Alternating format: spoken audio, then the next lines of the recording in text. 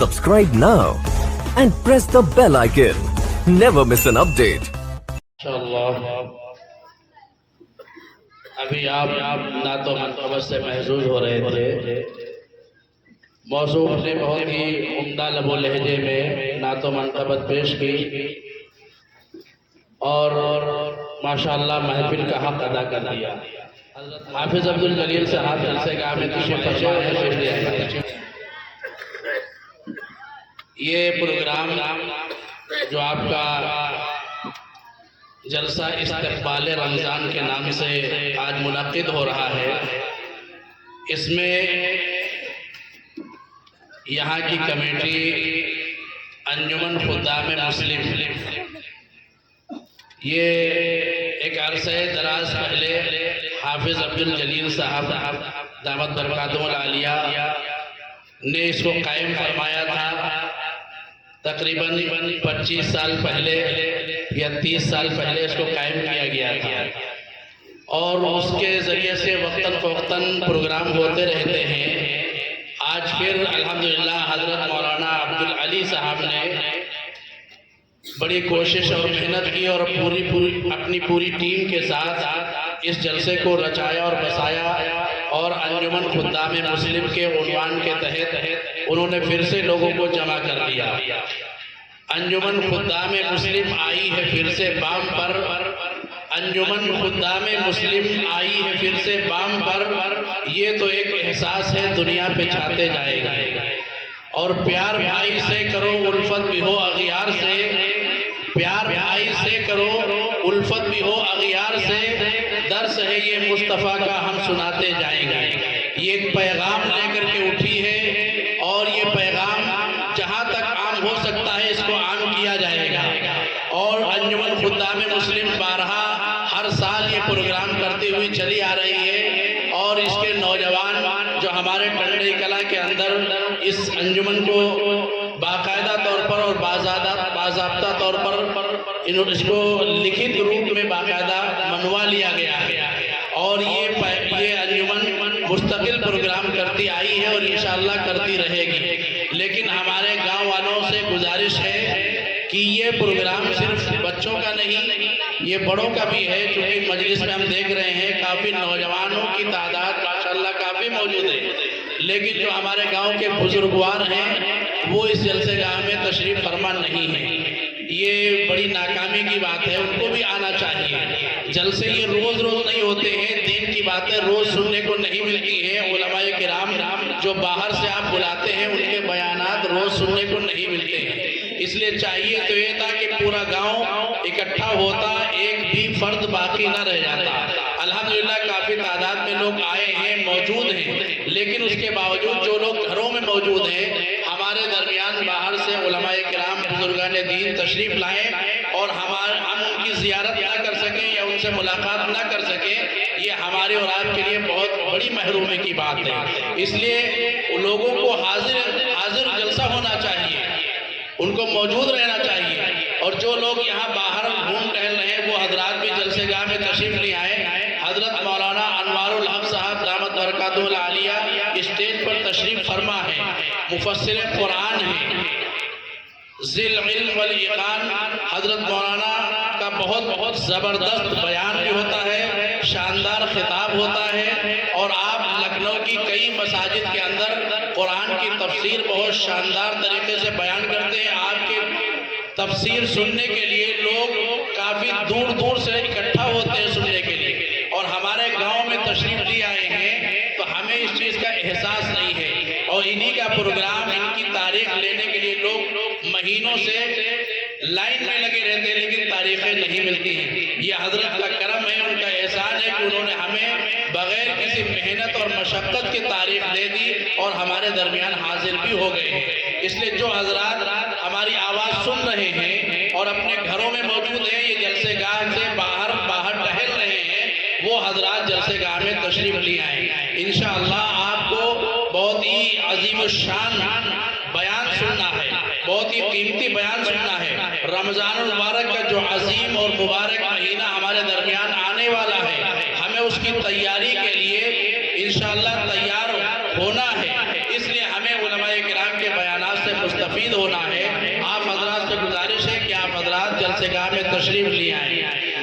لیجئے بغیر کسی تاخیر کے ہم یہاں سے گزارش کر رہے ہیں کہ صدا نعرہ تکبیر لگا کیوں نہیں دیتے، صدا نعرہ تکبیر لگا کیوں نہیں دیتے، اور حبل کو، لات کو، عزا کو مٹا کیوں نہیں دیتے، اور جنہیں خانہ کعبہ کی تاریخ نہیں یاد پھر بڑھ کے عمر کو بتا کیوں نہیں دیتے۔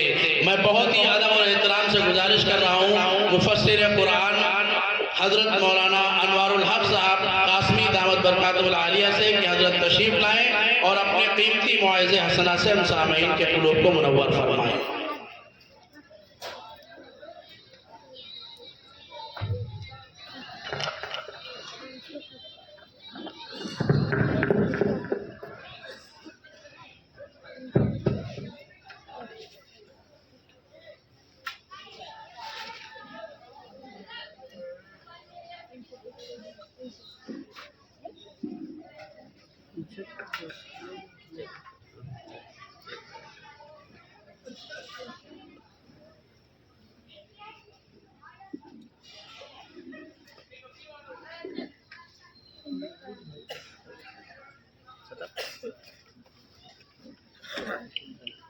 بسم اللہ الرحمن الرحیم الحمد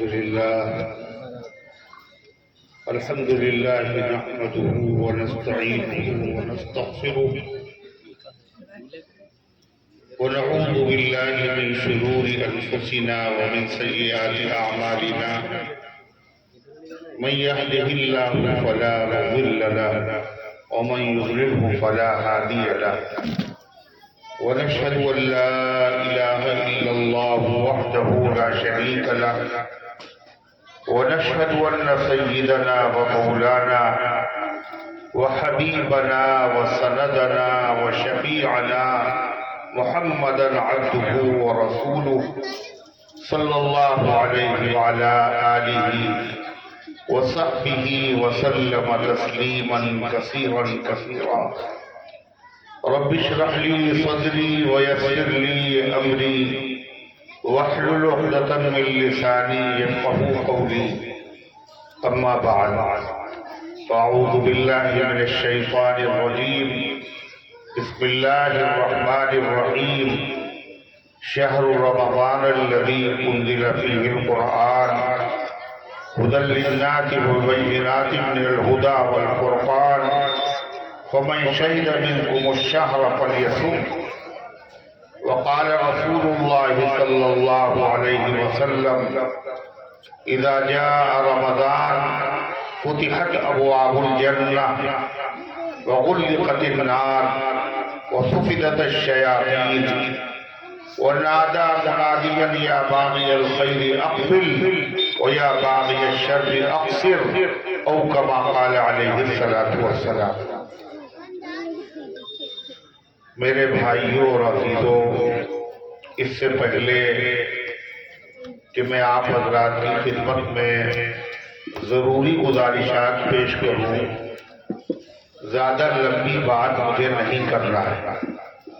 مجھے پتا ہے کہ آج کا یہ مبارک اجلاس 3 نشستوں پر مشتمل ہے، ظہر کے بعد، مغرب کے بعد، پھر عشاء کے بعد۔ 2 نشستیں ہو چکی ہیں، تیسری ہے وہ کافی دیر سے چل رہے۔ انسان ہے، وقت کا تقاضا ہے، نیند بھی آتی ہے، تھکن بھی ہوتی ہے۔ صرف اللہ کو نیند نہیں آتی، ورنہ سب کو نیند آتی۔ تھکن اللہ کو نہیں ہوتی، سب کو ہوتی۔ اللہ لا الہ الا هو الحی القیوم لا تأخذہ سنۃ ولا نوم۔ نہ اونگ آتی ہے نہ نیند آتی ہے۔ جس کو نیند آتی، اونگ آتی، اس کو موت بھی آتی ہے۔ اللہ کو نہ نیند آتی ہے، نہ اونگ آتی، نہ اللہ کو موت آئے گی، باقی سب کو موت آتی۔ تو اس لیے مجھے پتا ہے کہ آپ حضرات تھکے ہوئے بھی ہیں، وقت کافی گزر چکا ہے، لہذا مجھے زیادہ لمبی بات نہیں کرنا، مختصر طور پر کچھ ضروری گزارشات پیش کرنا ہے۔ دعا کیجئے کہ اللہ تعالیٰ کہنے کی اور ہم سب کو عمل کرنے کی توفیق عطا فرمائے۔ پہلی گزارش آپ سے یہ ہے کہ بیٹھنے کی ترتیب تھوڑی سی آپ صحیح کریں. آپ بہت دور ہم سے بیٹھے ہوئے ہیں, کرسیاں آگے کی خالی ہیں, لہذا جو حضرات پیچھے بیٹھے وہ آگے بڑھ کے بیٹھ جائیں. جزاک اللہ. دین کی محفل میں جو آدمی آگے بڑھتا ہے اللہ اسے آگے کرے گا, اور جو پیچھے رہے گا اللہ اس کو دین میں بھی پیچھے کرے گا اور دنیا میں بھی پیچھے کرے گا. حدیث میں آتا ہے کہ جو آدمی نماز کی صفوں میں پیچھے رہنے کی عادت بنا لیتا ہے, نماز کی صفوں میں پیچھے رہنے کی عادت بنا لیتا ہے, اللہ اس کو پیچھے کرتا رہتا ہے یہاں تک کہ اللہ اسے جہنم میں پہنچا دے گا. میرے بھائیوں, میرے عزیزوں, یہ دین کی محفل ہے, یہاں آگے بڑھنا یہ دین کے ادب کا تقاضا ہے, محفل کا تقاضا ہے, اور اس میں دور بیٹھنا, منمانی کرنا یہ بے ادبی ہے. یاد رکھو اللہ کا کرم, اللہ کا فضل اسی پر ہوتا ہے جو آدمی ادب کرتا ہے, اور جو آدمی بے ادبی کرتا ہے اللہ کے فضل سے اس کو محروم کر دیا جاتا ہے. اب خدا جو ایک توفیق ادب, اب خدا جو ایک توفیق ادب, بے ادب محروم مان فضل رب. اللہ سے ادب کی توفیق مانگتے ہیں, بے ادب آدمی اللہ کے فضل سے محروم کر دیا جاتا ہے. تو اللہ کا فضل کس کو چاہیے؟ جس کو چاہیے ہاتھ اٹھاؤ. کہتا ادب کرو دین کی محفل میں, ادب سے. دیکھیے ابھی بھی کچھ کرسی کوئی آگے ہے, آپ کے آگے کو خالی ہے, دیکھیے اپنے والے اپنے آگے کو کرسی خالی ہے, ہمیں تو دکھ رہی ایک کرسی یہ خالی ہے, پیچھے بیٹھے وہ لوگ. انا للہ و انا الیہ راجعون. حضور پاک صلی اللہ علیہ وسلم کی نورانی محفل تھی. غور سے سننا, کس کی محفل تھی؟ اللہ کے رسول. اور کھانا جو ہے دسترخوان پہ رکھا ہوا تھا. صحابہ سب کے سب باادب تھے, ابھی نبی نے شروع نہیں کیا, ہم کہتے شروع کر دیں. اتنی دیر میں حضور پاک صلی اللہ علیہ وسلم نے دیکھا کہ جب کھانا شروع ہو گیا تو ایک صاحب جو تھے وہ کھانا الٹے ہاتھ سے کھا رہے. ظاہر ہے وہ کوئی صحابی تو ہوں گے نہیں, کوئی بظاہر کلمہ پڑھنے والا تھا, کوئی منافق آدمی تھا. الٹے ہاتھ سے کھانا کھانا, نبی کی محفل اور آدمی الٹے ہاتھ سے کھانا کھانا. تو اللہ کے نبی صلی اللہ علیہ وسلم نے ان سے فرمایا کہ سیدھے ہاتھ سے کھانا کھاؤ. جب کسی آدمی کو ٹوک دیا جاتا ہے اس میں تکبر ہوتا ہے تو وہ برا مانتا ہے, کھسیا جاتا ہے. تو اس شخص نے یہ نہیں دیکھا کہ ہم سے کہہ کون رہا ہے, اللہ کے نبی. اس نے کیا کہا, بات بنائی, بہانہ کیا. اس نے کہا میرا سیدھا ہاتھ منہ تک اٹھتا ہی نہیں. تو اللہ کے نبی کی زبان سے کیا نکلا؟ لَسْتَطَعْتَ, خدا کرے تیرا ہاتھ کبھی منہ تک نہ اٹھے. مرتے مرتے مر گیا, اس کا ہاتھ کبھی منہ تک نہیں گیا. یہ نتیجہ تھا بے ادبی. جو ادب کرتا ہے اللہ اسے نوازتا ہے. ہر چیز کا ادب ہے, دین کی محفل کا ادب ہے, مسجد کا ادب ہے, رمضان کا ادب ہے, ادب والے. اللہ کا شکر ہے آپ حضرات نے میری درخواست پر عمل کیا. اللہ تعالیٰ سب کو جزائے خیر عطا فرمائے. میرے بھائیوں اور میرے عزیزوں, مولانا عبد الکریم صاحب, مولانا عبد العلی صاحب, ان حضرات نے نوجوانوں کو لے کر اپنے بزرگ حافظ عبد الجلیل صاحب کی سرپرستی میں یہ جلسہ منعقد کیا. استقبال ماہ رمضان کے عنوان سے. اللہ تعالیٰ ان حضرات کو جزائے خیر عطا فرمائے. اللہ اس جلسے کو شرف قبولیت عطا فرمائے. آمین تو گئے ہوئے. اس کے فیوض اور برکات کو عام اور تام فرمائے. اللہ تعالیٰ جو کچھ کہا جائے اس میں اپنی توفیق سے عمل کرنے کی توفیق عطا فرمائے. میرے بھائیوں اور میرے عزیزوں، جلسے تو بہت ہوتے ہیں، مگر یہ جلسہ ان جلسوں سے الگ ہے۔ نہیں سمجھ میں آئی بھائی؟ دنیا میں جلسے بہت ہوتے ہیں، مگر یہ جلسہ ان تمام جلسوں سے الگ ہے۔ کیوں؟ اس جلسے میں اتباع کی جا رہی ہے، نقل کی جا رہی ہے اللہ کے محبوب جناب محمد الرسول اللہ صلی اللہ علیہ وسلم۔ اللہ کے محبوب صلی اللہ علیہ وسلم کی اتباع کرنا اور نقل کرنا، اس کا اللہ تعالیٰ نے تمام ایمان والوں کو حکم دیا ہے کہ میرے نبی کی اتباع کرو۔ اتباع کے معنی نبی کے پیچھے چلو، جو نبی نے کیا وہ کرو۔ اللہ تعالیٰ نے فرمایا اگر تم نے میرے محبوب کی اتباع کی تو ہم تمہیں 2 انعام دیں گے۔ کئی انعام؟ 2 انعام، اور دونوں انعام بہت بڑے، بہت بڑے، ایسے انعام جن کی ہر آدمی کو ضرورت۔ پہلا انعام کیا ہے؟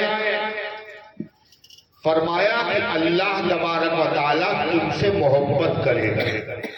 کون محبت کرے گا؟ بولو، اللہ۔ اور اللہ جس سے محبت کرے وہ آدمی ذلیل نہیں ہو سکتا، ناکام و نامراد نہیں ہو سکتا۔ فَإِنَّهُ لَا يَضِلُّ مَن وَالَيْهِ وَلَا يَعِزُّ مَنْ عَادَيْهِ۔ اے اللہ جس سے آپ محبت کریں وہ ذلیل نہیں ہو سکتا، اور اے اللہ جس سے آپ دشمنی رکھیں وہ باعزت نہیں ہو سکتا۔ تو اللہ کا محبوب بننا چاہتے ہو نہیں چاہتے ہو؟ ارے چاہتے نا؟ اللہ کا محبوب بن جانا کوئی معمولی بات نہیں۔ ایک بزرگ تھے، ان سے کسی نے پوچھا کہ حضرت یہ بتائیے آپ کی طبیعت ٹھیک ہے، خیریت سے ہیں آپ؟ کہنے ارے میری خیریت پوچھ رہے ہو؟ اس کا مزاج کیا پوچھ رہے ہو؟ تو جس کی مرضی سے دنیا کا نظام چلتا ہے، سورج نکلتا ہے، چاند چمکتا ہے۔ لوگوں نے کہا ارے یہ تو اللہ کرتا، سورج نکالتا ہے، چاند چمکاتا ہے، یہ کہنا جس کی اس کی خیریت کیا پوچھ رہے ہو؟ جس کی مرضی سے دنیا کا نظام چلتا ہے۔ کچھ سمجھدار لوگ بھی تھے، ان کا حضرت سمجھ میں نہیں آئی بات۔ کہنے ہر مسلمان جانتا ہے دنیا میں جو کچھ ہوا وہ خدا کی مرضی سے ہوا، اور جو ہوتا ہے وہ خدا کی مرضی سے ہوتا ہے، اور جو ہوگا وہ خدا کی مرضی۔ بے حکم خدا کے کبھی ذرہ نہیں ہلتا، ہوتی ہے ہوا بند تو پتا نہیں ہلتا۔ پھر میں اللہ کا محبوب بن گیا، اور اللہ میرا محبوب ہے، اور محبوب کی مرضی کے خلاف آدمی کرتا نہیں ہے، لہذا میں نے اپنی مرضی کو چاہا ہی میری مرضی، جو اللہ کی مرضی وہی میری مرضی۔ تو اللہ کی مرضی سے دنیا کا نظام چل رہا ہے، وہی میری مرضی ہے، تو میری مرضی کے مطابق پوری دنیا کا نظام چل رہا ہے۔ تو اللہ تبارک و تعالیٰ نے 2 انعام دینے کا وعدہ کیا ہے کاہے پر؟ اللہ کے محبوب کی اگر اتباع کرو گے تو اللہ 2 انعام عطا فرمائیں گے۔ پہلا انعام کیا ہے کہ اللہ خود محبت کرے گا۔ جب اللہ محبت کرے گا تو فصلیں برباد نہیں ہوں گی، مقدمے قائم نہیں ہوں گے، عزتیں نہیں لوٹے گی، بے چینیاں نہیں ہوگی۔ اللہ جب محبت کرنے والا بن جائے، اللہ تبارک و تعالیٰ محبت کیسے کرے گا؟ اللہ نے قرآن میں اس کا طریقہ بھی بتایا ہے، اور اللہ نے انعام کا اعلان بھی فرمایا کیا کرو؟ قُلْ إِن كُنتُمْ تُحِبُّونَ اللَّهَ فَاتَّبِعُونِي يُحْبِبْكُمُ اللَّهُ۔ اے پیغمبر میرے بندوں سے بتا دو، یہ سب بے خبر ہے، اگر تم اللہ سے محبت رکھتے ہو تم میری اتباع کرو، میرے پیچھے چلو، میری نقل کرو، اللہ تم سے محبت کرنے لگے گا۔ ایک نعمت دوسری نعمت کیا ہے؟ وَيَغْفِرْ لَكُمْ ذُنُوبَكُمْ، اللہ تمہارے گناہوں کو معاف کر دے گا۔ ہم لوگ گنہگار تو ہیں نہیں نا، ہم لوگ سب دودھ کے دھلے ہوئے ہیں نا۔ بولو گنہگار ہے نا؟ گنہگار کتنے گنہگار ہیں پتہ ہے؟ زندگی کم ہے، گناہ زیادہ ہے۔ گناہوں کے سمندر میں ڈبکیاں لگا رہے ہیں ہم، گناہ زیادہ۔ اللہ وعدہ کر رہا ہے میرے محبوب کی اتباع کرو گے تو اللہ تم سے محبت بھی کرے گا اور اللہ تمہارے گناہوں کو معاف کر دے گا، بتائیں مغفرت کر دے گا۔ مغفرت کتنی بڑی نعمت ہے، بہت بڑی نعمت، بہت بڑی نعمت۔ اللہ کی سب سے بڑی نعمت کیا ہے؟ مغفرت۔ اللہ مغفرت فرما دے ہم سب سے، اللہ ہم سب کو یہ نعمت عطا فرمائے۔ بتائیں مغفرت کتنی بڑی نعمت ہے۔ خدا کی خدائی میں سب سے بڑا کون ہے؟ اللہ نے جتنی مخلوقات پیدا کی ہیں ان میں سب سے بڑا، سب سے افضل، سب سے اعلیٰ، سب سے بالا، سب سے برتر کون ہے؟ ٹنڈئی کلا کے لوگ بتائیں، کوئی بول ہی نہیں رہے، سب خاموش۔ ایک ایسا سوال ہے پوری دنیا میں اس کا ایک ہی جواب ہے، اللہ کی خدائی میں، اللہ کی مخلوق میں سب سے افضل، سب سے اعلیٰ، سب سے بڑا، سب سے برتر کون ہے؟ بول بھی دو، نہیں معلوم؟ ارے میں بولتے کیوں نہیں؟ ایک ہی جواب ہے، بوڑھا بچہ عالم جاہل سب جانتے ہیں خدا کی خدائی میں سب سے بڑا کون ہے؟ اللہ کے محبوب جناب محمد۔ درود بھی نہیں پڑھ رہے، بول بھی نہیں رہے، بتاؤ حضور کا نام لینے میں ثواب ملتا ہے، کیسے محبت۔ سب سے بڑی شخصیت کتنی؟ اللہ کے محبوب ہے یا نہیں؟ سب سے بڑے آپ، مگر اللہ کے نبی بھی جس چیز کو اللہ سے مانگتے ہیں وہ چیز چھوٹی ہوگی یا بڑی ہوگی؟ حضور سب سے بڑے، صاحب معراج آپ، ساقی کوثر آپ، شافع محشر آپ، سید المعصومین آپ، خاتم المعصومین آپ، جن کو جو کچھ ملا آپ کے صدقے میں ملا، جن کو جو کچھ ملے گا آپ کے صدقے میں ملے گا۔ اتنے بڑے آپ، اتنے بڑے آپ۔ آپ جس چیز کو مانگیں گے وہ چیز چھوٹی ہوگی بڑی ہوگی؟ بڑی ہوگی۔ حضور نے بھی اللہ سے کیا مانگا ہے پتہ ہے؟ کیا مانگا؟ جس کا اللہ نے وعدہ کیا اگر میرے نبی کی تم اتباع کرو گے تو اللہ تم سے محبت بھی کرے گا، اللہ تمہاری مغفرت فرما دے گا۔ اللہ کے نبی بھی اللہ سے کیا مانگتے تھے پتہ ہے؟ مغفرت۔ کیا مانگتے تھے؟ مغفرت۔ کیا مغفرت مانگتے تھے؟ آپ نے فرمایا اے اللہ کے بندو، اللہ سے مغفرت مانگو، استغفار کرو، اور میں روزانہ 70 مرتبہ سے زیادہ اللہ کے سامنے استغفار کرتا ہوں۔ کتنے مرتبہ؟ کون کرتا ہے؟ حضور کرتا۔ استغفار کے معنی اے اللہ میں مغفرت چاہتا ہوں، اے اللہ میں مغفرت چاہتا ہوں، اے اللہ میں مغفرت چاہتا ہوں۔ حضور مغفرت۔ اچھا حضور صلی اللہ علیہ وسلم مغفرت کیوں مانگتے تھے؟ ہم لوگ تو گنہگار ہیں۔ اللہ کے محبوب ہے حضور پاک صلی اللہ علیہ وسلم۔ حضور جو کچھ مانگتے تھے وہ اپنی مرضی سے نہیں مانگتے تھے، حضور جو کہتے تھے اپنی مرضی سے نہیں کہتے تھے، اپنی مرضی سے کبھی کچھ نہیں کہتے۔ آقا جو خدا کہتا ہے سرکار وہی کہتے ہیں۔ اللہ کے نبی جو اللہ سے مانگتے تھے اپنی مرضی سے نہیں، اللہ کہتا تھا میرے محبوب ہم سے یہ مانگا، تو اللہ کے نبی کیا مانگتے تھے؟ مغفرت، ہے نا؟ تو خود سے نہیں مانگتے تھے، کیوں؟ اللہ نے کہا اے میرے محبوب آپ مغفرت مانگیے۔ قرآن میں ہے، آپ سنتے ہیں مگر معنی آپ کو معلوم نہیں ہے۔ مغرب کی نماز میں زیادہ تر پڑھتے کیا؟ اذا جاء نصر اللہ والفتح ورأيت الناس يدخلون في دین اللہ افواجا. اذا جاء، جب اللہ کی مدد آ جائے، مکہ فتح ہو جائے، اے پیغمبر، اے محبوب، لوگوں کو فوج در فوج اسلام میں داخل ہوتے ہوئے دیکھ لیجئے، پھر آپ کیا کریں گے؟ فَسَبِّحْ بِحَمْدِ رَبِّكَ وَاسْتَغْفِرْهُ إِنَّهُ كَانَ تَوَّابًا. اللہ کی حمد و ثنا بیان کیجئے اور اللہ سے مغفرت طلب کیجئے. اللہ بہت بخشنے والا ہے. اللہ نے اپنے محبوب کو حکم دیا، ہم سے کیا مانگو گے؟ مغفرت. ارے ہے اللہ کہہ رہا مغفرت مانگو. اچھا مغفرت تو وہ مانگے جو گنہگار ہے نا. ہم لوگ گنہگار ہیں، ٹھیک ہے، مگر ہمارے آقا گنہگار ہیں، معصوم ہے. ہر نبی معصوم، ان سے گناہ ہو ہی نہیں سکتا. آپ خاتم المعصومین ہیں. اور پتہ ہے اللہ نے آپ سے کیا کہہ دیا؟ ہم نے جو گناہ نہیں ہیں، جن کو آپ گناہ سمجھتے ہیں، اے پیغمبر، ہم نے وہ بھی معاف کر دیے. قیامت کے دن آپ سے کچھ نہیں پوچھا جائے گا. وَوَضَعْنَا عَنْكَ وِزْرَكَ، آپ سے بوجھ کو ہم نے ہٹا دیا. جن نے آپ کی کمر کو توڑ کر رکھ دیا تھا. اللہ نے اتنی بڑی نعمت. حضور کیوں مغفرت مانگتے تھے؟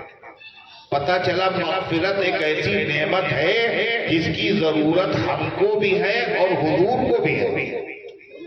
جو معصوم ہے اس کو بھی ضرورت، جو گنہگار ہے اس کو بھی ضرورت. اگر ہم استغفار کریں گے تو کیا ہوگا؟ اگر گنہگار کرے گا تو اللہ کیا بچے کر رہے، کوئی دیکھنے والا نہیں ہے کیا ہے؟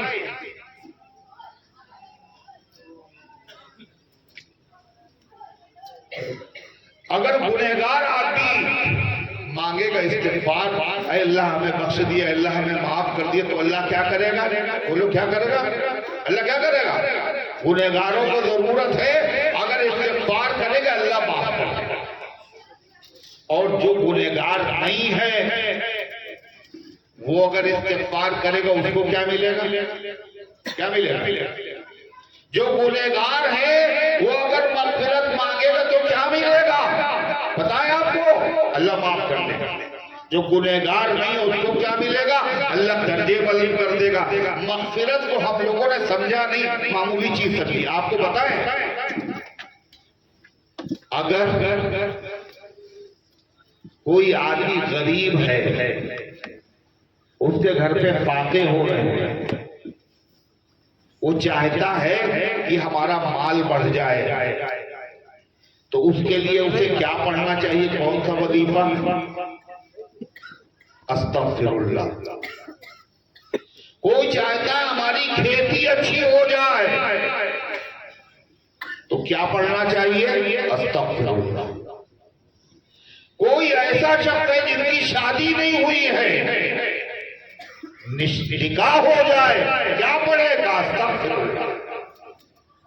شادی ہو گئی ہے، اولاد نہیں ہے ہماری، کیا پڑھے گا؟ استغفر اللہ. یہ وظیفہ استغفر اللہ ہم نئی مرتبہ سنتے ہیں.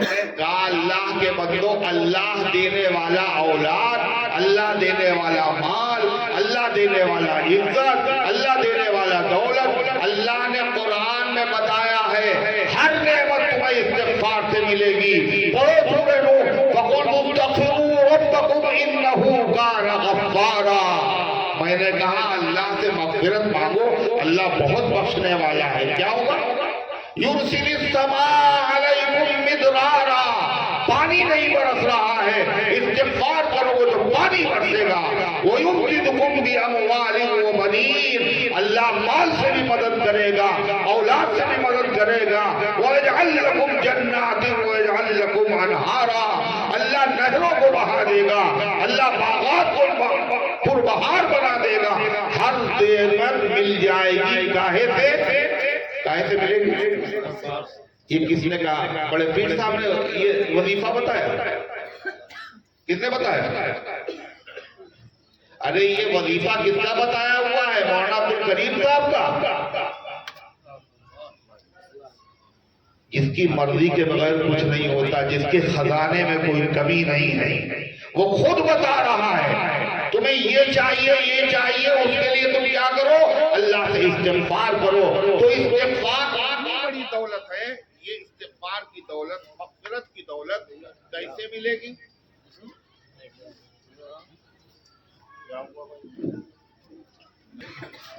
تو اللہ تعالیٰ نے اپنے محبوب سے کیا کہا؟ تم ہم سے جب مانگا کرو تو کیا مانگا کرو؟ محبوب کو جو چیز دی جاتی ہے وہ سب سے خراب چیز دی جاتی ہے. بولو سب سے اچھی. اللہ اپنے محبوب سے کیا کہہ رہا؟ ہم سے کیا مانگو گے؟ استغفار. اچھا، اللہ کے رسول تو اللہ کے محبوب ہیں، اور ہمارے حضور کا محبوب کون؟ حضور پاک صلی اللہ علیہ وسلم کا سب سے محبوب کون؟ ایک سوال ہے، ٹنڈئی کلا والے لوگوں کو پتا ہے حضور اللہ کے محبوب ہیں، اور تمام بندوں میں، امت میں، تمام مخلوقات میں اللہ کے نبی کا سب سے بڑا محبوب کون ہے؟ بولو. نہیں معلوم. حضرت ابوبکر رضی اللہ تعالی کوئی بات نہیں معلوم، کوئی بات نہیں. حضور پاک صلی اللہ علیہ وسلم کا معاملہ ایسا تھا کہ آپ صحابہ سے جب ملتے تھے تو جس سے بھی ملتے تھے ہر آدمی یہ سمجھتا تھا حضور ہمیں سب سے زیادہ چاہیے. ہر آدمی یہ سمجھتا تھا. ایک صحابی نے سوچا حضور سے پوچھ ہی لے کہ حضور سب سے زیادہ آپ کسے چاہتے ہیں. پوچھا اے اللہ کے رسول سب سے زیادہ محبوب کون ہے آپ کو؟ تو اللہ کے نبی کا جواب کیا تھا؟ عائشہ. کون محبوب ہے؟ بولو نا. ام المومنین، تمام ایمان والوں کی ماں، صدیق اکبر کی بیٹی، نبی کریم علیہ السلام کی زوجہ مطہرہ عائشہ صدیقہ حبیبہ طاہرہ سلام اللہ علیہا. فرمایا عائشہ سب سے زیادہ محبوب ہے. تو انہوں نے کہا اے اللہ کے رسول میں مردوں میں پوچھ رہا ہوں، مردوں میں کون آپ کو سب سے زیادہ محبوب ہے؟ آپ نے فرمایا ابوہا، عائشہ کے باپ، یعنی صدیق اکبر. کہا حضور صدیق اکبر کے بعد کون محبوب ہے؟ کہا عمر ابن خطاب. کہا عمر کے بعد کون ہے؟ کہا عثمان ابن عفان. وہ خاموش ہو گئے، سمجھ رہے تھے کہ ہم سب سے زیادہ محبوب ہیں. پتہ تو کون سب سے زیادہ محبوب کون ہوا؟ حضور کو سب سے زیادہ محبوب کون ہے؟ عائشہ. ارے ہے. تو حضور صلی اللہ علیہ وسلم نے عائشہ صدیق، اللہ نے اپنے محبوب سے کہا تم استغفار کرو. اللہ کے نبی نے اپنی سب سے محبوب بیوی سے کیا کہا؟ انہوں نے پوچھا اے اللہ کے رسول رمضان آ گیا، شب قدر کی رات آنے والی. شب قدر کی رات میں اللہ تبارک و تعالیٰ بندوں کو خوب نوازتا ہے. میرے آقا، میرے ماں باپ آپ پر قربان ہو جائیں. آپ یہ بتائیے ہم اللہ سے شب قدر میں کیا مانگے؟ تو اللہ کے نبی نے کہا عائشہ سب سے قیمتی چیز مانگنا. سب سے قیمتی چیز مانگنا. کیا مانگے؟ آپ نے فرمایا عائشہ یوں کہنا اللہم انک عفو تحب العفو فاعف عنی. اے اللہ آپ بہت معاف کرنے والے ہیں، جو کسی کو معاف کر دیتا ہے آپ اس سے بھی محبت کرتے ہیں. اے اللہ ہمیں معاف کر دیجئے، ہماری مغفرت فرما دیجئے. یہ مانگنا. کیوں؟ اللہ نے اگر معاف کر دیا تو بتاؤ کہاں جائیں گے ہم لوگ؟ ارے بولو، گھنٹہ گھر کہاں جائیں گے؟ جنت. اور نہیں معاف کیا تو جہنم میں. سب سے قیمتی چیز کیا ہے؟ معافی اور استغفار ہے. میں عرض یہ کر رہا تھا کہ آج کا یہ جلسہ عام جلسوں کی طرح نہیں ہے. اس جلسے میں اتباع ہے، نقل ہے جناب محمد رسول اللہ صلی اللہ علیہ وسلم کی. کیسے؟ اس جلسے میں نقل کی جا رہی ہے جلسے کی. یہ جلسہ خود حضور نے کیا تھا. کس نے کیا تھا؟ اللہ کے نام. یہ جلسہ کہاں ہوا تھا؟ دنیا کی سب سے مقدس ترین سرزمین، دنیا کی سب سے پاکیزہ زمین، کون سی سب سے پاکیزہ زمین؟ بولو، پھر بیٹھ گئے چپ چاپ۔ طیبہ، کعبہ، مدینہ طیبہ، اگر دنیا میں کہیں جنت ہے تو مدینہ طیبہ میں ہے۔ اگر فردوس پر ہوئے زمینت حمیرت، اگر دنیا میں کہیں جنت ہے تو مدینے میں ہے، مدینے میں ہے، مدینے میں ہے۔ نہیں، نبی کے روضے کو جنت سلام کرتی ہے۔ کیا فرمایا؟ تو حضور پاک صلی اللہ علیہ وسلم کے مقدس سب سے دنیا کی سب سے مقدس سرزمین پر جلسہ ہوا، یعنی مدینے میں، اور مدینے کی سب سے مقدس جگہ پر جلسہ ہوا۔ پورا مدینہ مقدس، مگر مدینے میں سب سے مبارک جگہ کون سی ہے؟ اب دیکھیے ہیں پھر شام تو لوگ بولتے کیوں نہیں؟ حالانکہ جانتے ہیں کہتے غلطی نہ ہو جائے، ہو سکتا غلط نہیں ہوگا۔ مدینہ پورا مبارک، مگر مدینے میں آنے مدینہ، جانے مدینہ، شان مدینہ کیا ہے؟ اللہ کے پیغمبر کی مسجد ہے۔ وہ کیا ہے؟ مدینے کی سب سے مقدس سرزمین۔ نہیں پتہ؟ پورا مدینہ اچھا، اور مدینے میں سب سے اچھی جگہ کیا ہے؟ اللہ کے نبی کی مسجد۔ اس مسجد میں کیا ہے بتایا؟ اللہ کے نبی نے کہا ما بین بیتی و منبری روضۃ من ریاض الجنہ، میرے گھر اور میرے منبر کے بیچ میں جو جگہ ہے یہ جنت ہے، جنت۔ کیا ہے یہ؟ جنت۔ اللہ تعالی ہم سب کو مدینہ طیبہ میں حاضری کا شرف عطا فرمائے، اور اللہ مسجد نبوی میں حاضری کا شرف عطا فرمائے، اور اللہ مدینے میں جو جنت ہے اس جنت کی کیاری میں اللہ نماز پڑھنے کی توفیق عطا فرمائے۔ اگر کسی نے وہاں نماز پڑھ لی، بہت سارے اللہ کے بندے ایسے ہیں اس گاؤں میں بھی ہیں جنہوں نے وہاں نماز پڑھی، اور اللہ ہم سب کو یہ سعادت بار بار عطا فرمائے۔ جس نے وہاں نماز پڑھ لی تو پتہ ہے وہ کہہ سکتا ہے اللہ کی قسم میں نے دنیا میں رہتے ہوئے جنت پہ نماز پڑھی۔ دنیا میں ہے، مرنے کے بعد جنت میں جائیں گے، وہ کہہ سکتا ہے نہیں میں نے جنت میں نماز پڑھی۔ کیوں؟ اللہ کے نبی نے فرمایا جو میرے گھر اور میرے منبر کے بیچ میں ہے وہ جنت کے کیاریوں میں سے، باغوں میں سے ایک باغ۔ تو حضور جلسہ کہاں ہوا تھا؟ مدینے میں، اور مدینے کی مقدس ترین سرزمین پر جلسہ ہوا۔ اس جلسے میں سننے والے کون لوگ تھے پتہ ہے؟ جنتی لوگ تھے، سب جنتی، سب جنتی صحابہ تھے۔ ہر صحابی جنتی ہے۔ قُلْ لَوْ وَعَدَ اللَّهُ الْحُسْنَى، اللہ نے ہر صحابی سے جنت کا وعدہ فرمایا۔ وہاں سب صحابہ سننے والے سب جنتی۔ اس جلسے میں تقریر کرنے والا کون تھا؟ اللہ کی مخلوق میں سب سے بڑے مقرر، سب سے بڑے واعظ، سب سے بڑے ادیب، سب سے بڑے خطیب جناب محمد رسول اللہ صلی اللہ علیہ وسلم نے تقریر کی تھی۔ مدینے میں کی، مسجد نبوی میں کی، مسجد نبوی میں کی۔ اچھا حضور نے یہ جلسہ کب کیا تھا؟ کب کیا تھا پتہ ہے؟ یہ جلسہ حضور نے کب کیا تھا؟ اسی مہینے میں۔ یہ کون سا مہینہ چل رہا ہے؟ شعبان۔ شعبان کی کس تاریخ میں کیا تھا؟ 29 تاریخ۔ کیا تاریخ تھی؟ 29 تاریخ تھی۔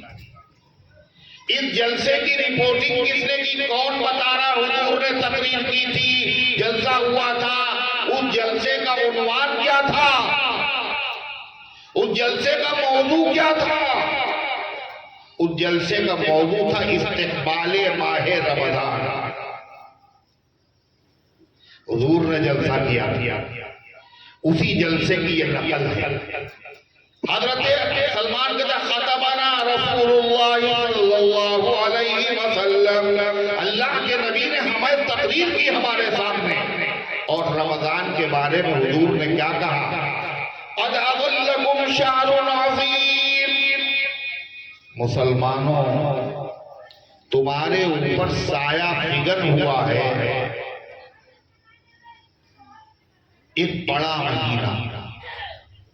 سایہ فگر کا مطلب کیا ہوا ہے پتہ ہے؟ تمہارے اوپر چھا گیا ہے ایک بڑا مہینہ. اس بڑے مہینے سے مراد کون سا مہینہ ہے؟ رمضان. حضور نے یہ نہیں کہا آ گیا رمضان، اللہ کے نبی نے کہا تمہارے اوپر چھا گیا رمضان. واقعی دنیا کے سارے مہینے آتے ہیں، مگر رمضان جب دنیا میں آتا ہے تو آتا نہیں بلکہ سارے عالم پر چھا جاتا ہے. ارے آتا ہے رمضان پتہ چل جاتا نہیں پوری دنیا والوں. فضائیں بدل گئی، ہوائیں بدل گئی، ماحول بدل گیا، رنگ بدل گیا، عبادت کا انداز بدل گیا، انسان بدل گئے، کھانے پینے کا نظام بدل گیا. یہ ہر سال ہوتا ہے نہیں ہوتا؟ کتنے مہینے میں ہوتا ہے؟ کون سا مہینے میں ہوتا ہے؟ صرف رمضان. قد اظلکم شہر عظیم، حضور نے اس کو بڑا مہینہ بنایا. یہ بڑا مہینہ قریب آ گیا، تمہارے اوپر چھا گیا. شہر مبارک، آپ نے فرمایا بڑا برکت والا مہینہ. برکت کسے کہتے ہیں؟ ارے برکت کسے کہتے ہیں معلوم؟ برکت کا مطلب لوگ نہیں سمجھتے. کہتے ہیں کہ کوئی کھانا کھا رہا ہے، ان کا آئیے کھانا کھا لیے تو کیا کہتے ہیں؟ بارک اللہ، اللہ برکت دے، اللہ گھر میں برکت دے، اللہ عمر میں برکت دے. برکت کا مطلب کیا ہے بھائی؟ برکت کا یہ مطلب نہیں ہے 2 روٹیاں ہو تو 4 ہو جائے. برکت کا مطلب یہ ہے تو 2 ہی روٹیاں مگر پیٹ سب کا بھر جائے اور کوئی بھوکا نہ رہے اور نقصان نہ کرے، یہ ہے برکت. یہ برکت والا مہینہ آ گیا. کیسی برکت؟ کہا کہ نفل پڑھو گے ثواب فرض کے برابر، اور فرض پڑھو گے تو 70 فرضوں کے برابر. کام اتنا ہی ہے مگر ثواب بڑھا نہیں بڑھا. ارے بڑھا نہیں بڑھا، کتنا بڑھتا. اور اللہ کے نبی نے کیا کہا پتا ہے؟ جب رمضان آتا ہے تو کیسے؟ اذا جاء رمضان فتحت ابواب الجنہ، جب رمضان کا مہینہ آتا ہے تو جنت کے دروازے کھول دیے جاتے ہیں. کاہے کے دروازے؟ جنت. وغلقت النار، اور جہنم کے دروازے بند کر دیے جاتے ہیں. ہر رمضان میں جنت کے دروازے کھلتے ہیں، ہر رمضان میں جہنم کے دروازے بند. ارے حدیث ہم نہیں بتا رہے ہیں، یہ آپ نے بارہا سنا ہے اور بار بار سنیں گے آپ. جنت کے دروازے، اچھا یہ بتائیے جنت کے دروازے اگر کھل گئے رمضان میں تو فائدہ کیا ہے؟ کوئی فائدہ ہے؟ جنت میں داخلہ کب ہوتا ہے؟ کب ہوگا؟ مرنے کے بعد. مرنے کے بعد بھی نہیں، حساب کتاب کے بعد. ارے ہے بات پکی نہیں؟ بولو. جہنم میں مجرموں کا داخلہ ہوگا کب ہوگا؟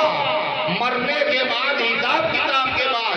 مگر ہمارے آقا یہ فرماتے ہیں جب رمضان آتا ہے تو جنت کے دروازے کھول دیے جاتے ہیں، جب رمضان آتا ہے جہنم کے دروازے بند کر دیے. اس کا کیا مطلب ہے؟ اس کا مطلب پتہ ہے کیا؟ حضور یہ بتا رہے ہیں جب رمضان کا مہینہ آتا ہے تو جنت والے کام آسان کر دیے جاتے ہیں. جنت والے کام آسان کر دیے. یہ آنکھوں سے ہمیں دکھتا ہے نہیں دکھتا؟ بولو رمضان کے مہینے میں نیک کام آسان ہو جاتے نہیں ہو جاتے؟ جو آدمی فرض نماز نہیں پڑھتا تھا رمضان کا چاند ہونے کے بعد وہ فرض بھی پڑھ رہا ہے اور تراویح کی نماز بھی پڑھ رہا ہے اور اس میں پورا قرآن سن رہا ہے، ارے ہوتا نہیں ہوتا کہاں نہیں ہوتا؟ فرض بھاری، یہ تراویح میں 2 گھنٹے 1.5 گھنٹے کھڑے ہوئے ہیں اور سب کے ساتھ خواتین ہماری مائیں اور بہنیں رمضان میں ان کی بڑی قربانیاں ہیں۔ ہم لوگوں نے روزہ رکھ لیا مگر یہ افطاری کا سامان کون بنا رہا ہے؟ سحری کے وقت سے پہلے کون اٹھا؟ اس نے انتظام کیا، پھر اس کے بعد اٹھایا بھی جا رہا، اٹھو سحری کا وقت، ارے ہوتا نہیں ہوتا؟ اتنا ثواب ان کو ملے گا، اللہ مبارک کرے ان کو، بہت ثواب ان کو ملے گا، لیکن اسی کے ساتھ ساتھ شکریہ بھی تو ادا کر دیا کرو۔ اللہ تمہیں جزائے خیر عطا فرمائے، اللہ تمہیں نعمتوں سے نواز دے۔ تو غرضے کی روزہ بھی رکھ رہی ہیں اور اس کے بعد اللہ نیک کام آسان کر دیے جاتے ہیں رمضان کے مہینے میں۔ آپ بتائیں جو آدمی پان کھاتا ہے تمباکو کا، گٹکا کھاتا ہے، حقہ پیتا ہے، تو اس آدمی کو طلب لگتی ہے نہیں لگتی؟ نہیں لگتی نا؟ 1 گھنٹہ بھی صبر نہیں کر سکتا ہے۔ رمضان میں کیا ہوا ہے؟ سحری کھانے کے بعد یہ 12 گھنٹے 14 گھنٹے تک طلب بھی نہیں، تڑپ بھی نہیں۔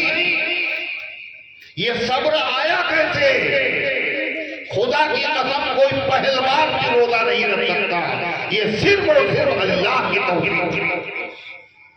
بچے رکھ رہے ہیں، نیک کام آسان کر دیے جاتے ہیں اور جہنم کے دروازے بند کرنے کا مطلب یہ ہے برے کام مشکل بنا دیے جاتے ہیں۔ جو برائیوں میں لت پت تھا وہ بھی کہہ رہا بھیا رمضان کا مہینہ ہے، وہ بھی مسجدیں بھری ہوئی نظر آ رہی ہیں، روزے میں مشغول، یہ ہوتا ہے نہیں ہوتا؟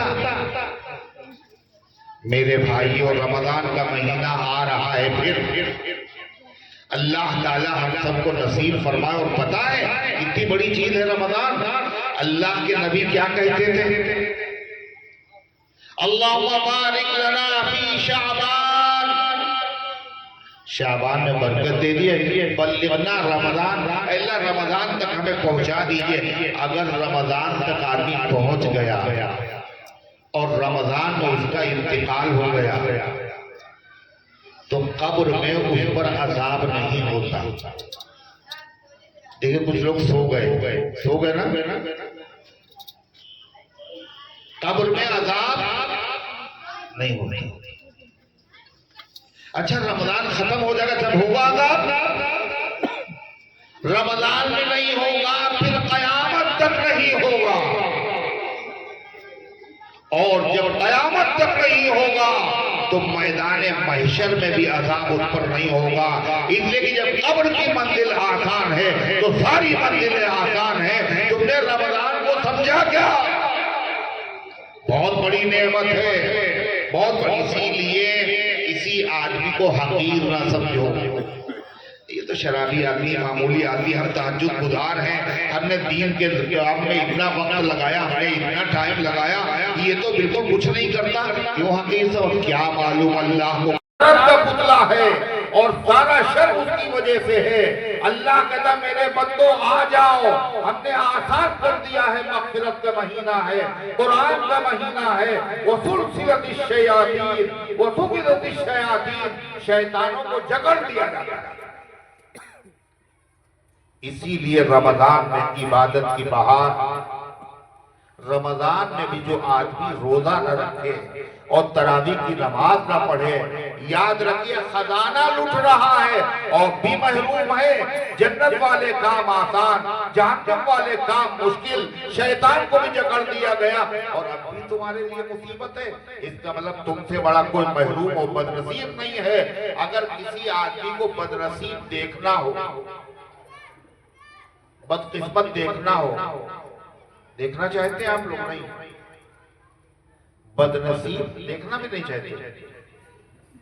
دیکھ تو لو، پتہ تو لگا لو کون بدنصیب ہے۔ بدنصیب و بدقسمت اگر دیکھنا ہے تو ہم آپ کو بتاتے، اللہ کے نبی نے بتایا 3 طرح کے لوگ بدنصیب ہیں۔ چاہے اس کے پاس ٹاور ہو، محل ہو، کوٹھی ہو، بنگلہ ہو، دھن برس رہا ہو، مگر ہے بدنصیب۔ ایک وہ بدنصیب ہے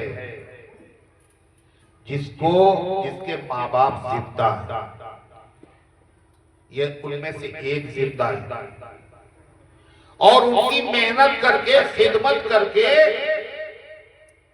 دعائیں لے کر جنت حاصل نہ کر لے، اپنی مغفرت نہ کرا لے، وہ بدنصیب ہے، بدقسمت ہے۔ اس کے لیے بددعا ہے۔ نبیوں کے سردار اور فرشتوں کے سردار حضرت جبریل امین کی اللہ اسے برباد کر دے۔ نبی کی بددعا خالی چلی جائے گی؟ بولو۔ اس کا حشر دنیا ہی میں نظر آتا ہے۔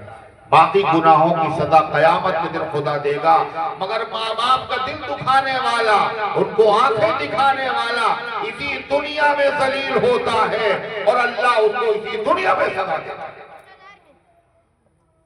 دوسرا بدنصیب کون ہے؟ کہ وہ آدمی ہے جس کے سامنے حضور پاک صلی اللہ علیہ وسلم کا نام لیا جائے اور وہ درود نہ پڑھے۔ بدنصیب۔ حضور نے بددعا دی، جبریل نے بددعا دی، پتہ ہے کیوں؟ اللہ کے نبی پر درود پڑھنے سے ہوتا کیا ہے؟ کیا ہوتا ہے؟ فرما جو ایک مرتبہ درود پڑھتا ہے اس پر 10 رحمتیں نازل ہوتی ہیں۔ جو درود نہیں پڑھ رہا ہے، اللہ کو اس پر غصہ آ رہا ہے، یہ میرے محبوب پر درود پڑھ کے رحمت والا مستحق نہیں بننا چاہتا، اللہ ہم سے غارت کر دے، برباد کر دے۔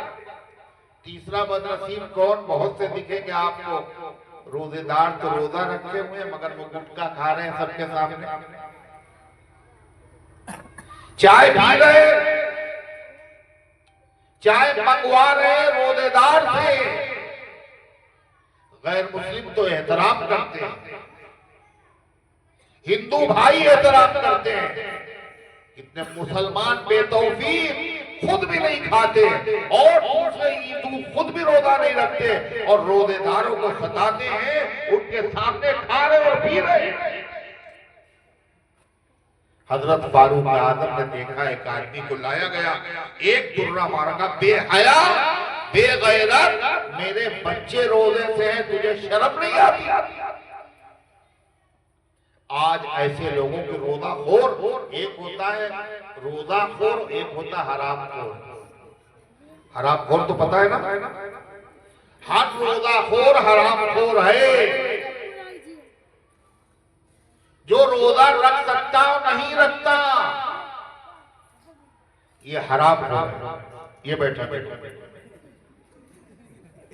پھر باتیں کرنا شروع کر دی تم لوگوں نے، کوئی اور جگہ نہیں ملتی۔ کیوں صاحب حرام خور ہم نے کیوں کہا؟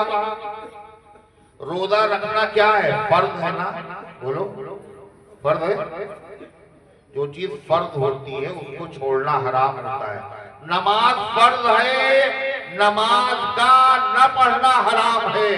روزہ رکھنا فرض ہے، دن میں کھاؤ نہ کھاؤ نہ پیو، اپنی خواہش کو نہ پورے فرض ہے، اس کا الٹا کرنا حرام ہے۔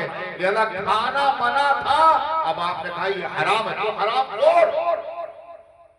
ایسے لوگوں کی تعداد بڑھ رہی ہے، یہ بدنصیب لوگ ہیں، یہ نمبر لگے ہوئے ہیں، یہ ٹھپا لگے ہوئے ہیں، ان کو بددعا کھا جائے گی جناب محمد رسول اللہ صلی اللہ علیہ وسلم کی۔ اللہ کے نبی کی دعائیں بھی قبول ہیں اور اللہ کے نبی کی بددعائیں بھی قبول ہیں۔ جس کو دعا لگ گئی وہ آباد ہو گیا، جس کو بددعا لگ گئی وہ برباد ہو گیا۔ میں نے ابھی بتایا تھا شروع میں، اس نے کیا کہا تھا؟ میرا ہاتھ منہ تک جاتا نہیں۔ حضور نے کہا لستطاعتا، کبھی گیا؟ ترس کھاؤ اپنی اولاد پر، اپنی جان پر۔ نبی کی بد دعاؤں سے بچو۔ رمضان کا مہینہ اللہ تعالیٰ نے عطا فرما دیا ہے، رمضان کے قریب بالکل آ گیا۔ اس کے لیے تیاری کیسے کرے؟ لمبی بات نہیں، 2-3 باتیں بس۔ ایک بات، سب سے پہلی بات ہمیں کیا کرنا ہے رمضان سے پہلے؟ رمضان سے پہلے ہمیں توبہ کرنا ہے، مغفرت، استغفر اللہ، توبہ کرنا ضرور۔ نماز نہیں پڑھی نا، اتنے دن نماز نہیں پڑھی، نماز فرض تھی، حرام کام کیا نا۔ رمضان کا مہینہ آیا، لہذا توبہ کرو، معافی مانگو۔ یہ دل گندا ہے، یہ زبان گندی ہے، یہ کان گندے ہو چکے، لہذا پہلے اس برتن کو صاف کرو۔ آپ کو پتا ہے اگر آپ دودھ لینے کے لیے جائیں اور جس گلاس کے اندر گندگی ہو اس میں دودھ لینا گوارا کریں گے آپ؟ اللہ کی رحمت چاہیے، برکت چاہیے، تو لہذا پہلے دلوں کو پاک کرو، توبہ کرو اللہ سے، چاہے جتنے گناہ کیے ہوں۔ توبہ کیسے کرے؟ اپنے منہ پہ تماچے مارے، اللہ میری توبہ، یہ توبہ نہیں۔ توبہ کے لیے 3 شرطیں ہیں۔ سب سے پہلی چیز، جو گناہ کر رہے تھے اس کو فوراً چھوڑ دیں۔ دوسری چیز، نادم ہونا، شرمندہ ہونا، اے اللہ غلط کیا ہم نے، مجھے معاف کر، آئندہ نہ کرنے کا پکا ارادہ کرنا، اور اگر کسی کا حق لیا تو حق واپس کر دو، حق واپس کر دو۔ کتنے ایسے اس مجمع میں ہوں گے جنہوں نے غیروں کا حق نہیں، اپنی بیوی کا حق نہیں دیا، بیوی کا حق نہیں دیا ہے۔ بیوی کا حق کیا ہوتا ہے؟ مہر ہوتا ہے، مہر، بیوی کا حق جو مہر ہے اس کا دینا فرض ہے، نہ دینا حرام۔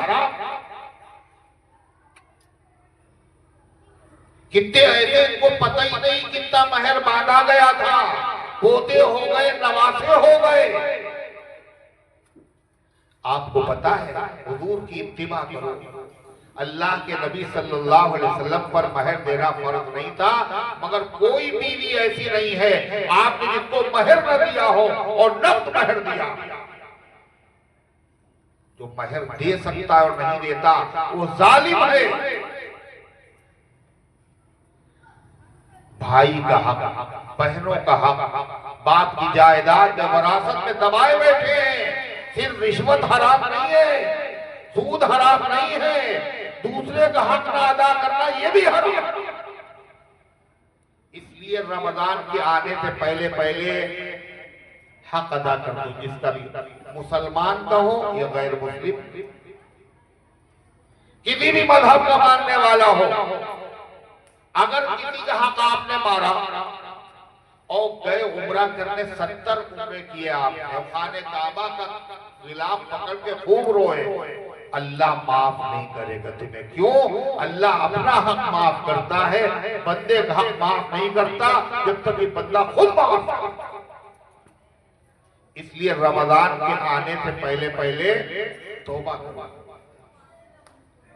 ارادہ کرو۔ اللہ تعالیٰ کو یہ عمل بہت پسند ہے، ارادہ کرو گے اللہ کی مدد ہوگی، کریں گے انشاءاللہ۔ رمضان کے آنے سے پہلے توبہ، استغفار، کسی کا حق ہے دینے کی پوزیشن میں ہے ابھی دے دو، نہیں ہے اس سے وعدہ کرنا ہم دیں گے، اقرار تو کرو، مہر ہے قسطوں میں ادا کرو، مگر ادا کرو۔ کیا مسئلہ ہے؟ اگر زندگی میں مہر نہیں دیا، مرنے کے بعد جائیداد بعد میں بٹے گی، پہلے قرضہ ادا ہوگا اور اس قرضے میں سے مہر بھی نکالا جائے گا۔ اگر اس دن بھی نہیں دیا تو مرنے کے بعد قیامت کے دن اللہ کی عدالت میں دے گا۔ یہ حق۔ دوسری چیز، رمضان کا مہینہ، اس کے اندر جو ہے وہ دو عبادتیں خاص، ایک ہے روزہ اور دوسرے نماز تراویح قرآن۔ ارے ہے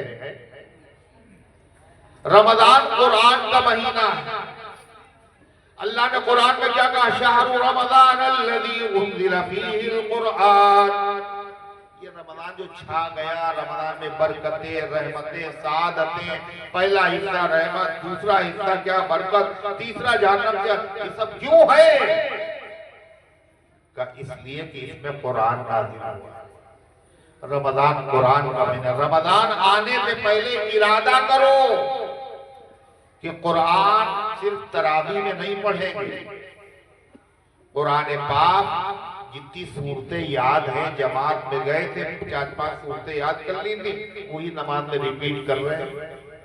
نہیں، اس سال رمضان میں اتنی صورتیں اور یاد کریں، ایک ہی صورت یاد کریں گے، ایک پارہ زبانی یاد کریں گے، قرآن کے معنی کو سمجھنے کی کوشش کریں گے۔ رمضان کے مہینے میں قرآن پاک کو درس ہوگا، قرآن کے معانی کو سمجھنے کی کوشش کریں گے، اور نماز تراویح میں قرآن سنیں گے۔ آپ کو پتا ہے رمضان کا خاص تحفہ نماز تراویح ہے، جیسے طواف۔ طواف کہاں ہوگا؟ کہاں ہوتا ہے؟ بولو۔ طواف بغداد میں ہوتا ہے، اجمیر میں، مدینے میں، بیت المقدس میں۔ طواف اگر ہوگا تو حرم میں ہوگا، صرف خانے کا۔ جیسے طواف حرم کا تحفہ ہے، ایسے ہی تراویح رمضان کا تحفہ ہے۔ رمضان کے بعد جو پڑھے گا وہ بدعتی کہلائے گا۔ رمضان کا تراویح الحمدللہ پڑھی جاتی ہے، پڑھیں گے انشاءاللہ، سب لوگ پڑھے گا نا انشاءاللہ۔ اور اس تراویح کہاں پڑھیں گے؟ اچھا کہاں پڑھیں گے؟ مسجد میں۔ مگر کون سی مسجد میں پڑھیں؟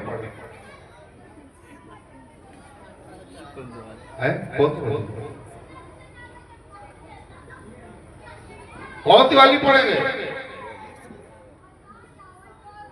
کئی پارے سنیں گے؟ اچھا 5 پارے یا 3 پارے؟ یہ بتائیے، آپ لوگ دودھ لینے جاتے ہیں تو دودھ کہاں سے لاتے ہیں؟ جہاں دودھ میں خوب پانی ملا ہو وہیں سے لاتے ہیں نا؟ ارے بولو۔ جب آپ دعوت کرتے ہیں تو کسی ایسے باورچی کو ڈھونڈ کے لاتے ہیں جو کھانا سب سے خراب پکاتا ہے، ایسے ہی ہوتا ہے نا؟ بولو۔ چاہے مہنگا ہو مگر سب سے اچھا ہوتا ہے۔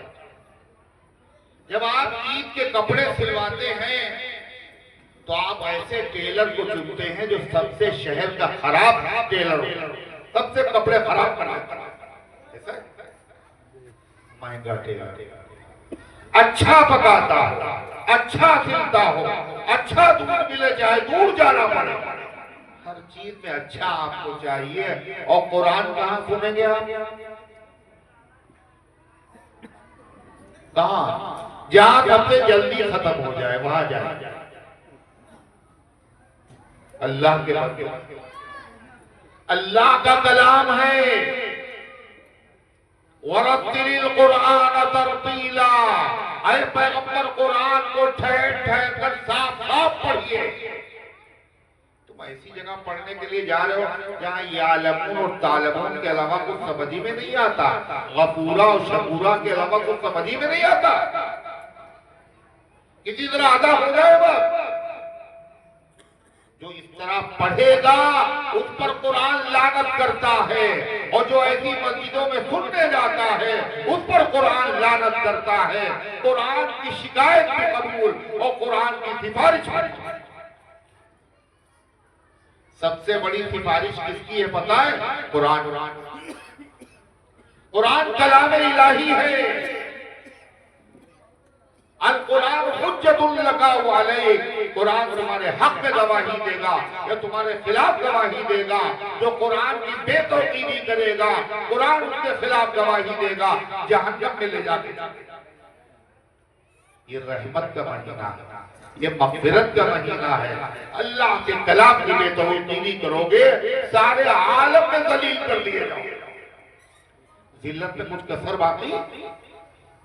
اس لیے بس تراویح کی نماز سنیں گے، قرآن پڑھیں گے، قرآن سنیں گے، قرآن یاد کریں گے، اور اسی کے ساتھ ساتھ توبہ کریں گے۔ اور ایک خاص نماز ہے تہجد۔ وہ عام دنوں میں تو توفیق ہوتی نہیں، رمضان کی برکت سے ہو جاتی ہے۔ اللہ تعالیٰ سحری کا جو وقت ہے وہی تہجد کا وقت، تہجد کی نماز پڑھیں گے، روزہ رکھیں گے، مگر ایک بات کا دھیان رکھیں گے کہ روزے میں اللہ نے کاہے سے منع کر دیا؟ کھانا نہ کھاؤ، پانی نہ پیو، ہے نا؟ اور حلال ہے کھانا پینا۔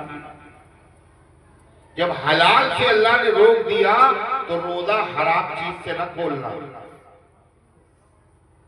دن بھر محنت کی، جس مال کے اندر ملا ہوا کسی کا حق ہے، سود کی آمدنی ہے، رشوت کی آمدنی ہے، دھوکے کی آمدنی ہے، اپنے روزے کو غارت مت کرو، جو نور ہے چھن جائے گا۔ اپنی نگاہوں کا روزہ رکھو، حرام چیز نہیں دیکھے۔ اپنے کانوں کا روزہ رکھو، حرام آوازیں نہیں سنیں۔ اپنے ہاتھوں کا روزہ رکھو، حرام چیزیں نہیں پکڑیں، حرام جگہ پہ نہیں جائیں۔ اللہ سے توفیق مانگو۔ کیا توفیق مانگے؟ اے اللہ رمضان کا مہینہ نصیب فرما۔ اور کیسے؟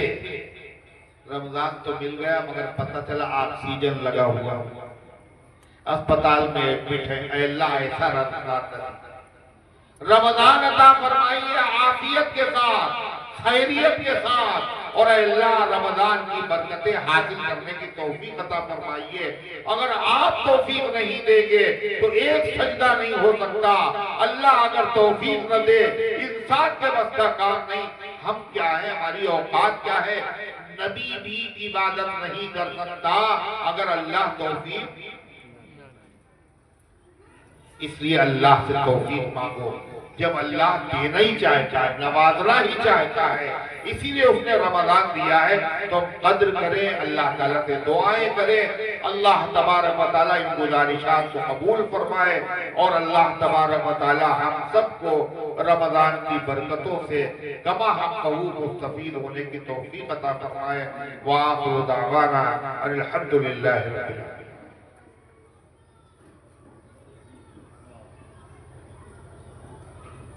محمد عظیم ابن عبدالقادر جو ٹیلر ہے یہ بیمار ہے، اور اس کے علاوہ نہ معلوم کتنے اللہ کے بندے اور بندیاں بیمار ہیں۔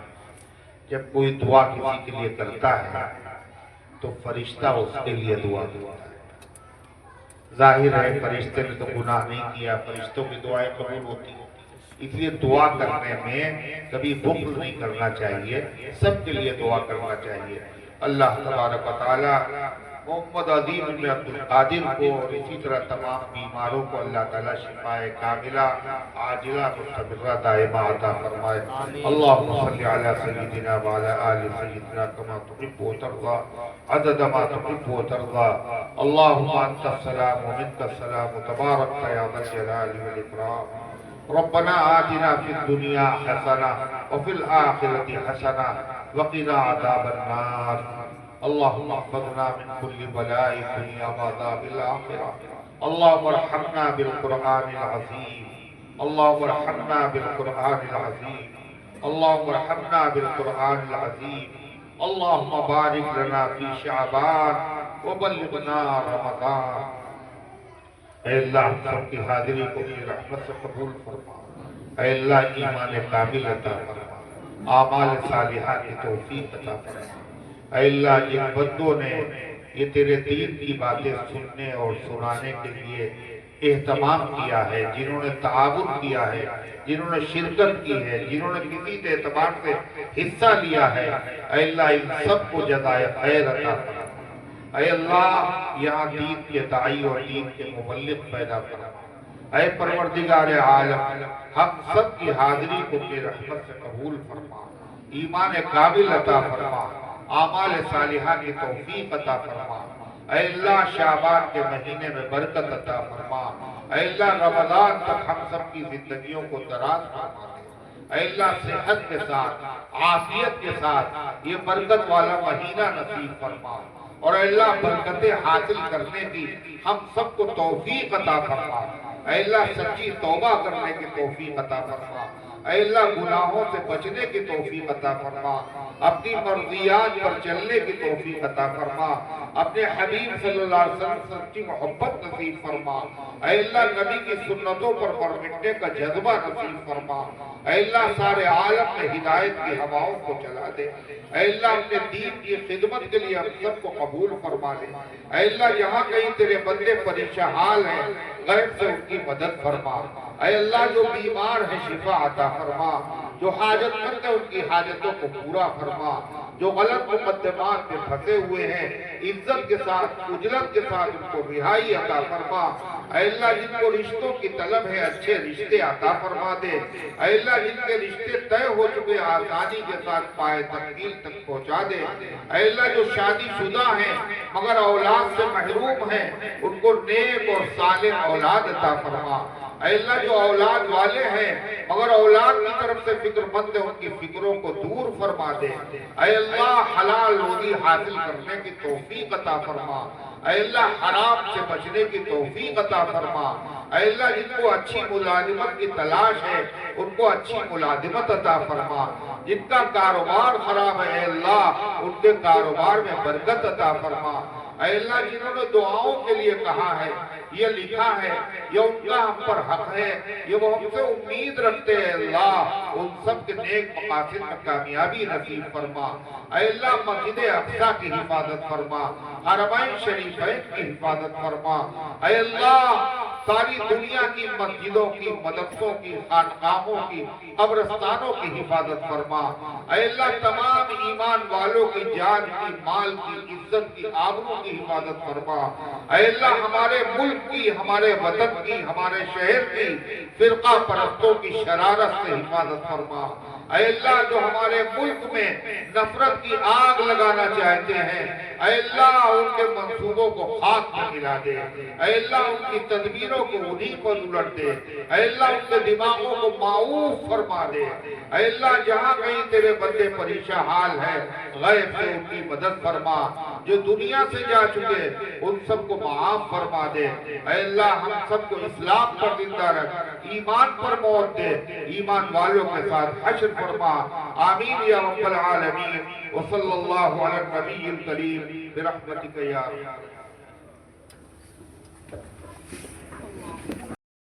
Subscribe now and press the bell icon. Never miss an update.